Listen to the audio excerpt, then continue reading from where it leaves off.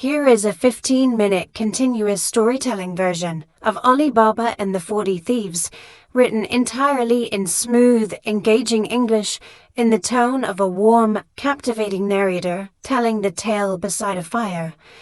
If you are ready, let us journey back through time, past bustling markets, ancient palm groves, and sun-baked roads, to a distant land where caravans hummed like bees and desert winds whispered secrets. There, in a small village at the edge of a vast wilderness, lived a humble woodcutter named Alibaba. Alibaba was a hard-working man. Every dawn he walked into the forest with his worn axe, cutting branches and gathering firewood to sell in the marketplace. He was poor, yes, but kind, honest, and wiser than he appeared. His brother, Kasim, on the other hand, lived in wealth and pride, married to a rich woman who adored luxury. Though they were brothers by blood, their lives could not have been more different. One morning, as the sun shimmered through the trees, Alibaba wandered deeper into the forest than usual. He paused to wipe the sweat from his brow when he heard an unusual sound. Hooves, many hooves, approaching fast. Startled, he climbed a large tree, hiding among its leaves. From his perch he saw 40 fierce men, all armed, all dressed in dark robes, riding in a perfect formation. Their leader was tall and commanding, his eyes sharp as blade tips. Alibaba watched silently as they halted before a great boulder at the base of a cliff. The leader stepped forward, lifted his hands, and said in a clear, powerful voice, "Open, Sesame." To Alibaba's amazement, the massive rock rolled aside as if weightless, revealing the entrance to a hidden cavern. The thieves disappeared inside. When they emerged later, their sacks bulged with gold, jewels, and treasures from distant lands. Their leader spoke again, "Close, Sesame," and the cave sealed itself once more. Alibaba waited until the last echo of hooves faded. Then, trembling but determined, he climbed down and approached the rock. He repeated the magic words, "Open, Sesame." The stone obeyed. Inside the cave, a breathtaking sight awaited him. Mountains of gold coins, glittering rubies, shimmering pearls, woven carpets, silver goblets, and treasures enough to fill a palace. Though tempted to take much more, Alibaba took only what he needed, a small sack of gold, and then sealed the cave behind him. From that moment, his family's life changed. He shared his fortune with his wife, but they kept the secret safe. Or so they hoped. Kasim soon noticed his brother's sudden prosperity. Greed clouded his heart. One day, he cornered Alibaba and demanded to know the truth. Reluctantly, Alibaba told him the story, hoping Kasim would be cautious. But Kasim's greed grew larger than his caution. The very next morning, he rode to the forest with 10 donkeys and sacks ready for treasure. He found the rock, shouted, "Open, Sesame," and the cave opened. Drunk with excitement, Kasim loaded his sacks with more gold and jewels than he could carry, but when he tried to leave, he forgot the magic words. "Open barley, open wheat, open millet." Nothing. When the thieves returned and discovered him, their fury was uncontrollable. The cavern echoed with the sound of Kasim's terrified cries.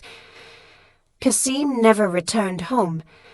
Alibaba, worried for his brother, later discovered what had happened. Heartbroken, he retrieved his brother's body and brought it home. But he also knew something far more dangerous. The thieves would soon realize someone else knew their secret, and they would come hunting. But fate was kind, for under Alibaba's roof lived a woman far braver and cleverer than any of them, Morgiana, a young servant with eyes as sharp as a falcon's and loyalty that ran deeper than water. It was she who first noticed strange footprints around their home. It was she who spotted a shadow slipping behind a wall. And it was she who discovered the thieves' plot. Their leader had disguised himself as an oil merchant, bringing 40 oil jars, each one containing a hidden thief waiting for nightfall. That evening, Morgiana moved quietly, listening carefully. Inside one of the jars, she heard a whisper. "Is it time?" "No, not yet," came the faint reply from another jar. Her blood cold, but she did not panic. She filled a kettle with boiling oil, approached each jar one by one, and, knowing the safety of her household depended on it, silenced every thief hidden inside. The leader alone survived. He fled into the night, his plan ruined, swearing revenge. Months passed. Life seemed peaceful again. Alibaba prospered modestly, grateful for his fortune but never greedy. Morgiana continued to guard the family with quiet vigilance. But evil, once stirred, rarely rests. One day, a wealthy merchant moved into the village. He befriended Alibaba, offered gifts, smiles, warm conversation, but Morgiana's instincts whispered danger. One evening, when Alibaba invited the merchant to dinner, Morgiana watched closely from the kitchen doorway. She recognized the man's eyes, the leader of the 40 Thieves. During the feast, Morgiana entered the room holding a dagger, not to harm, but to dance. She performed a traditional dance, graceful and mesmerizing, moving closer and closer to the disguised thief. And just as he reached for his concealed dagger to strike Alibaba, Morgiana struck first. The leader collapsed. Alibaba, stunned, finally understood how many times Morgiana had saved their lives. He stood, took her hands, and said with deep gratitude, "Morgiana, you are more loyal, brave, and wise than anyone I know. You are family, not a servant. You have saved us all." In time, Morgiana married Alibaba's son, and the family prospered with honor.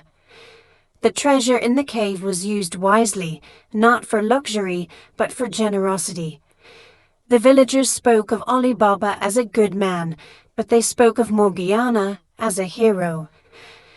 And as for the cave, it remained hidden within the folds of the ancient forest, its magic sleeping, waiting only for the one voice brave enough or foolish enough to whisper again, "Open, Sesame." Thank you all for listening to the story. If you enjoyed it, please support me with a like and subscribe to the channel. Wishing you all the best in life.